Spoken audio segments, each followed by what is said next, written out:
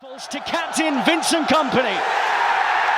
1937, 1968, now 2012, for the third time in their history. How is it going, guys? Really hope you're having a good rest at home. And at this time, what's better than reliving your favorite Premier League club's most glorious moments when there's no live football now? So if you are new to this video series, we have 4 parts in this video idea, and we will cover the most iconic moments of every Premier League club. We are up to part 3 this time, and if you are a fan of a team starting with the letter A to L, do check out our part 1 and 2. Links are in the descriptions below. Also, if you're new to our channel, go smash the subscribe button if you haven't and like the video now. So let's not keep you guys waiting. Let's start with PL holders Manchester City. BALOTELLI, AGUEROOO! Whether you're a City fan or not, I don't care. This is arguably the most iconic and incredible moment in the whole of PL's history. City's rise from the ashes dates back to September 2008, when Emirati royalty Sheikh Mansour took over the Blue Moon. Pouring in billions, City transformed into a PL powerhouse in only a few years. They have since recruited a dozen of stars of a high caliber. 2008-2009, Robinho, Nigel de Jong, Bellamy, Given, Kompany, Zabaleta. 2009-2010, Carlos Tevez, Emmanuel Adebayor, Lescott, Colo Torre, Gareth Barry, Patrick Vieira. 2010-2011, Yaya Toure, David Silva, Mario Balotelli, Alexander Kolarov, James Milner, Jerome Boateng, Edin Dzeko, and finally 2011-2012 with Gael Clichy, Samir Nasri, and Sergio Aguero. This season, City were overwhelmingly amazing, with Kompany, Yaya Toure, David Silva, and Aguero linking up the team's classy spine. Coming down to the final day of the season, City needed a win against QPR to grasp their first Premier League title, with United given all 3 points on deadline day. With less than 5 minutes left, City were still trailing. City needed 2 goals. But with the clock anxiously ticking, Edin Dzeko equalized in the 92nd minute to give them a glimmer of hope.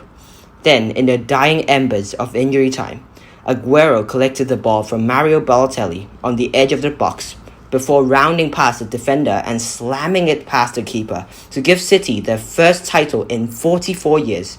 The commentary from Martin Tyler made the scene even more memorable. Manchester United. 1999 was United's golden year. They had already added the Premier League and FA Cup trophy to their cabinet, and it's all down to the Champions League final for the Devils. Bayern, to whom United have already finished behind in group stages, were the opponents for the game, with both teams playing for the treble. United were without first-choice central midfielders Keane and Scholes, as both were suspended after receiving a second yellow card in the competition. Ferguson reorganized the team, with Blomqvist and Butt replacing Keane and Scholes, Beckham moving from right wing to central midfield, and Giggs moving from the left to the right wing. United lined up the normal 4-4-2 formation. This was the final match for Peter Schmeichel, who captained the team. 6 minutes in, Bayern placed a low free kick around the United wall to take the advantage early on. Unbelievably, United, after being a goal down for 84 minutes, won the 1999 European Cup final with 2 goals in injury time from Sheringham and Solskjaer, achieving the treble in fashion. Newcastle United. Newcastle, although not even associated with the elite nowadays, were one of the best PL sides back in the 1990s and 2000s, and a huge portion of their success has to be credited to Alan Shearer. The English national team first striker started his magnificent Magpie career when he signed for them on July 30th, 1996, for a world record-breaking fee of €50 million. This deal turned out to be worth every penny, with Shearer proceeding to become a folk hero. He scored 206 goals and retired in black and white in 2006, after 10 seasons spent there. Norwich City. Football fans nowadays see Norwich City as a Premier League relegation zone team, but did you actually know that the Canaries had once reached the third place of the Premier League back in the 1992 and 1993 season? In that season, the Premier League still adopted the old system, where there were 22 teams and each team had to play 42 games instead of the 38 now. So winning half of the matches and drawing 9 of the remaining half reserved Norwich a spot on the podium. Heading into the last game, Norwich are taking on Middlesbrough. The Canaries had to draw or win the game in order to secure their spot in the top 3. With the score of 1-1 at half-time, and in the 65th minute, Norwich City saw themselves trailing 3-2 against the hosts. But miraculously, after 3 minutes, Andy Johnson equalised for the Canaries, securing them into the top 3 of the Premier League for the very first time. Sheffield United, 2016 to 2017 EFL League champions, 2018 to 2019 EFL Championship runner-up, 2019-2020 7th in the Premier League so far. The secret behind this massive improvement is none other than their coach Chris Wilder. Just in his first managerial season, having only gained a single point from the first 4 games, left Sheffield at the bottom of League One. After the poor start, however, the club pushed on and went on to become League One champions, securing 100 points in the process, which is the club record.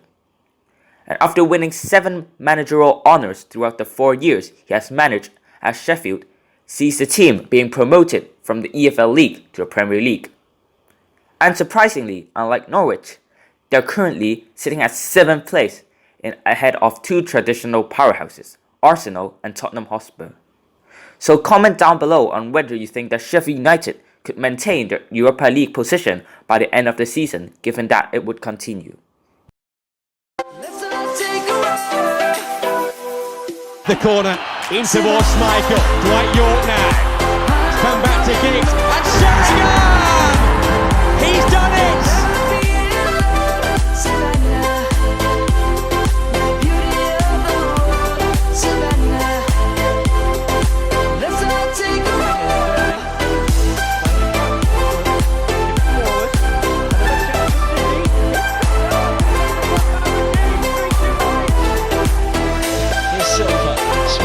Dzeko's there, it's in!